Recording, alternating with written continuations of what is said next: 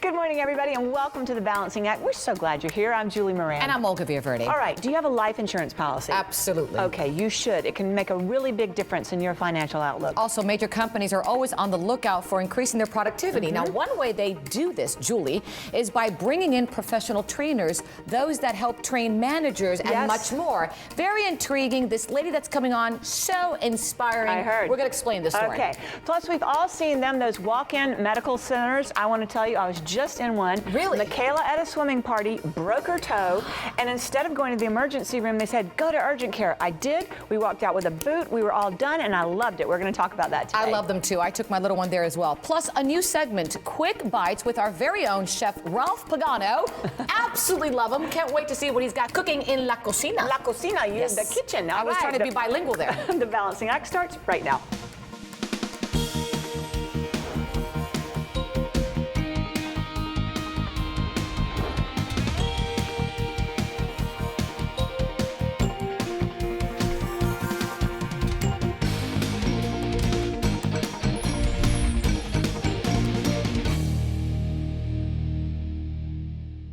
By the year 2020, women will control 2/3 of the country's wealth. So for all you women out there, it's time to take an active role in your finances. Joining us as we empower women to make better choices for a more secure financial future is Angelina McCarthy, an agent for New York Life. Good morning. Welcome to the show. Good morning. Thanks for having me, Olga. Are you kidding? I have to read this quote again. Thanks for being here. Listen to this again. I have to repeat it. By the year 2020, women will control 2/3 of the country's wealth.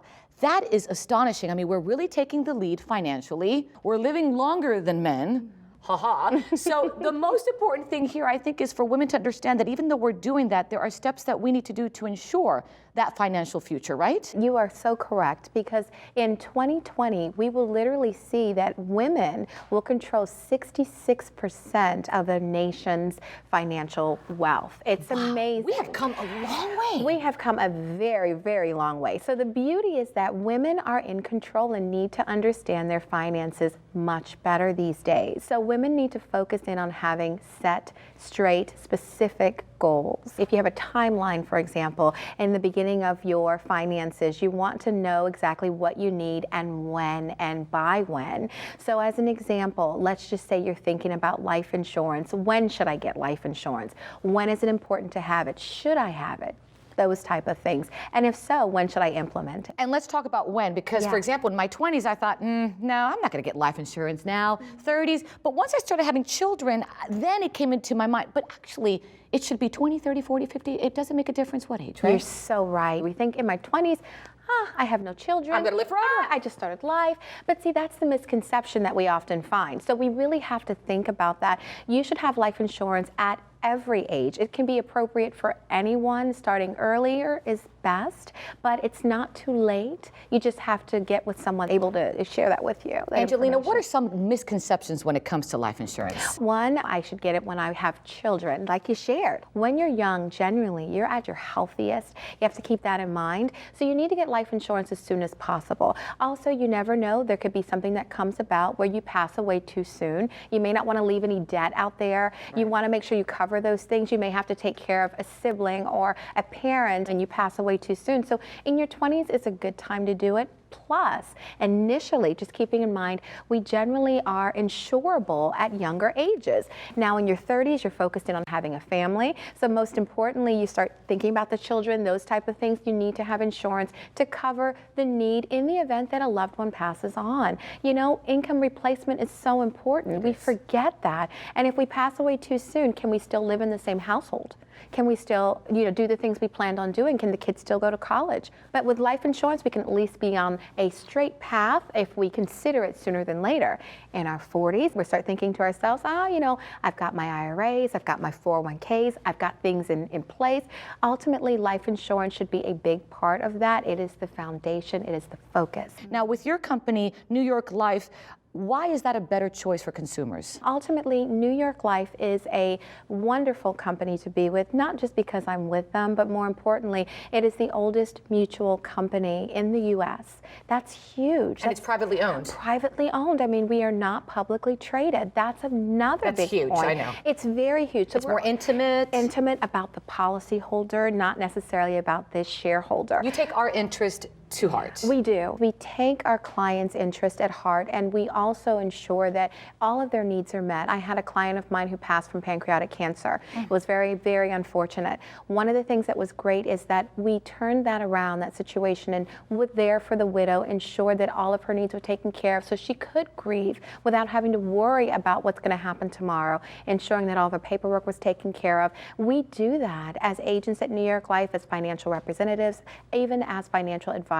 That is what we do. We go above and beyond because our client, in many cases, is like family, and that's how we see it. And for our viewers out there who'd like to learn more about the company, where can they go? They can go to our newyorklife.com website. It is very informative, and that will provide a lot of information. I know it's a tough subject. I know most people don't want to talk about it, but it must be talked about and it must be done. It must be. It's essential, and at any age. This is not just your old school life insurance. Thank you so Okay. much. I really Yes. appreciate your time. Come back again. Will do. All right, and Thank to you. learn more about planning for your financial future, you can also visit us at thebalancingact.com or log on to Facebook.com/The Balancing Act Fans.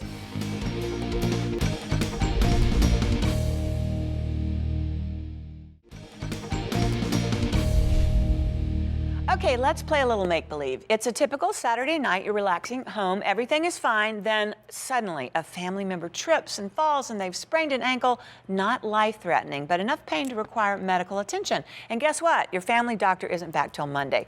What to do, where to go, who to call? If you are like millions of other Americans, you're probably heading to a nearby urgent medical care facility. And with us to share the good news about this quickly expanding medical industry is Dr. Michael Kaplan, National Medical Director for NextCare Urgent Care. So great to have you on the set. Thank you, Julie. Appreciate it. I remember when I was a kid, if something happened to me, my mom would call my doctor. She could call him anytime. He would come over. I mean, things have so dramatically changed. I mean, what has happened? I think there's been two big fundamental changes. The biggest, I believe, is just access to primary care physicians. So access to your family physician. Right. It's been harder and harder, as you well know, probably to make an appointment for your family Yes. doc. They're scheduled several months out in advance. So access to acute same-day appointments at your family doc has been increasingly more difficult.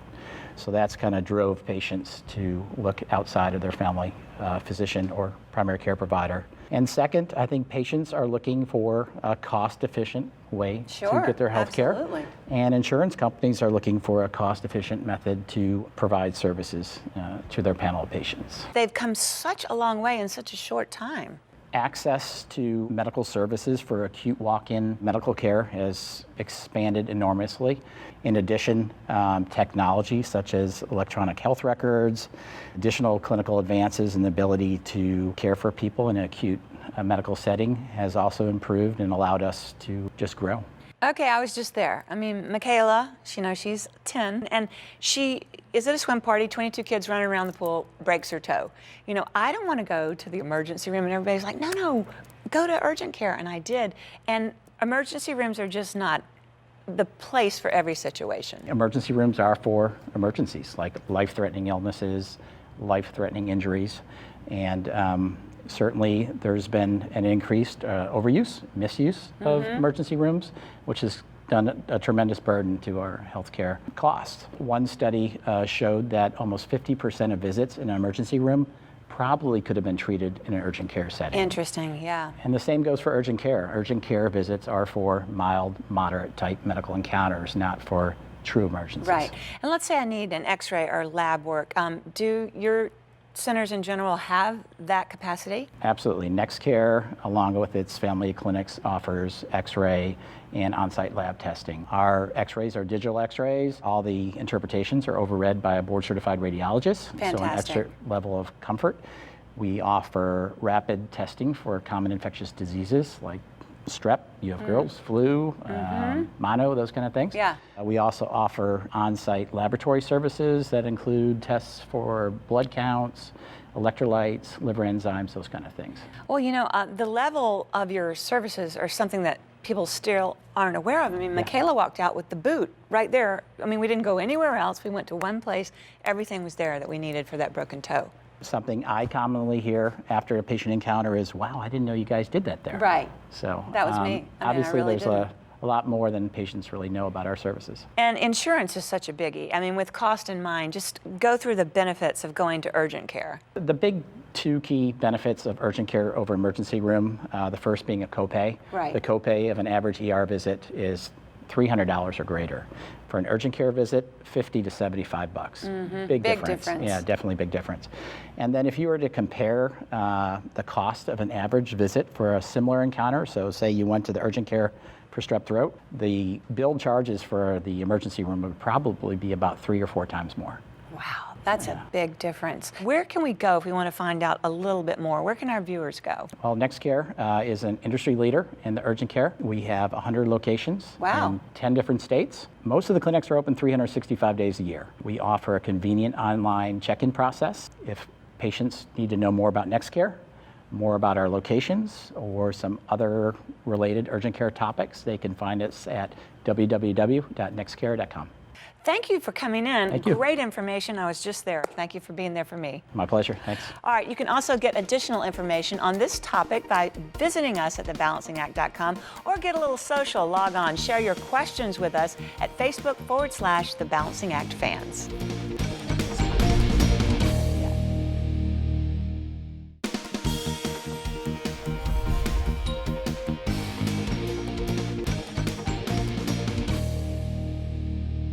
If I asked you who your favorite college professor or coach was, or even your favorite manager, I bet someone would immediately come to your mind. I'm thinking of somebody right now. That's because great teachers motivate and train us to do great things.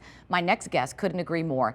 Joining me is Melissa Gray Satterfield, Senior Course Leader from Langevin Learning Services. Good morning. Good morning. So I gotta tell you, the minute I said that, I thought of one person, Joel Cheatwood. He gave me my break on TV, and he was not only a great teacher, he motivated me, he inspired me, and to this day, I don't forget him. And that's really important to be that in life. And how do you become that kind of person? Well, there are definitely traits that all good trainers have. And first and foremost, I would say a passion for learning. You just have to really love to see somebody get it, to see the light bulb go on for somebody. And then, of course, somebody who likes to interact with people. Good communication skills, and patience never hurts. All right, Melissa, so you've had a successful career in professional training. How did it start for you? Well, I started out in broadcasting, much like you. You do have that kind of reporter anchor look going there. Thank you. And corporate training was just a really great fit for me. I had the communication skills background, and I ended up working as a corporate trainer and course designer for an organization based in Los Angeles, and had never been schooled on how to work with adults in an instructional setting. So I took a Langevin workshop, and I left incredibly empowered and enlightened, so much so that I took another Langevin workshop, and then I made it my mission to work for Langevin, and here I am. All right, so for those of us who don't know about Langevin, let's talk about it. What is it? We are the world's largest train the trainer company. So we provide workshops for anyone in the human resource development field. So whether you're the frontline facilitator, instructor, or somebody who designs training, you're a project manager, or you run a training department, we offer workshops. And just to kind of put it into perspective, 80% of Fortune 500 companies send their trainers to our workshops. Really? Yeah. So when they do that, how do you train a trainer? That can't be easy. It's not, because Patience has got to be up there. well, trainers, they can be a tough crowd. Yes. I mean, they're scrutinizing us, the instructors, to see if we practice what we preach.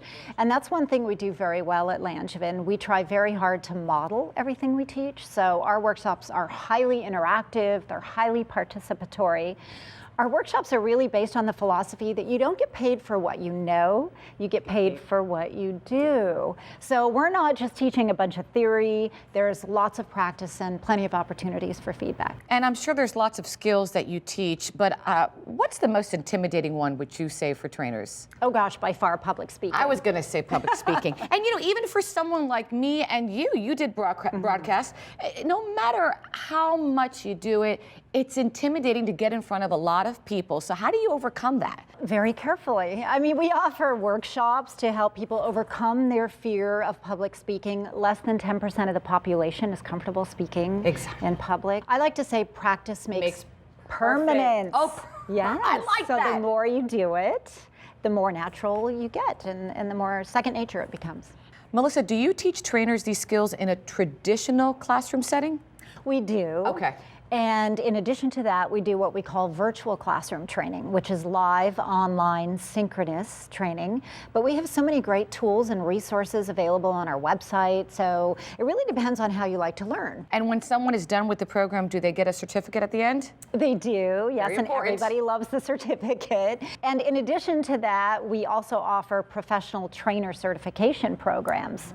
So we have 3 different levels of certification. The first level is the specialty certification, and then you move on to your master trainer, and finally you can get the training and development diploma. And some organizations actually require their trainers to get certified through Langevin. It does carry a lot of weight in our industry because Langevin has such a strong reputation in the industry. How successful is the program? Well, to date, we have trained over 100,000 corporate training professionals, and 20,000 of them have gotten certification. Now, if someone out there is watching and they say, okay, I wonder if I could do that, what questions should they ask themselves? First of all, a lot of people possess the traits of a good teacher or a good trainer. If you've ever taught somebody how to do something, whether it be your child, a coworker, a friend, and they got it quickly, chances are you would make a good trainer. But we have a wonderful staff at Langevin of customer service representatives who will guide somebody if they're interested in pursuing training on what workshop to take and how to get started. What do you enjoy most about training other people? Well, I do love to see the light bulb go on, and probably my greatest reward is after a workshop if I have a client call me or send me an email and tell me that they were able to apply the knowledge and skill they gained in training on the job and that I made their job easier. That is my greatest reward, and at that point I know I've hit the jackpot. For viewers out there who would like more information on Langevin, where do they go? Langevin.com. Langevin.com. Thank you so much for your time. Now, if what you just saw inspired you to become a corporate trainer, just head to the website, Langevin.com, or head to our website, thebalancingact.com, to get started. And don't forget to follow us on Facebook and Twitter.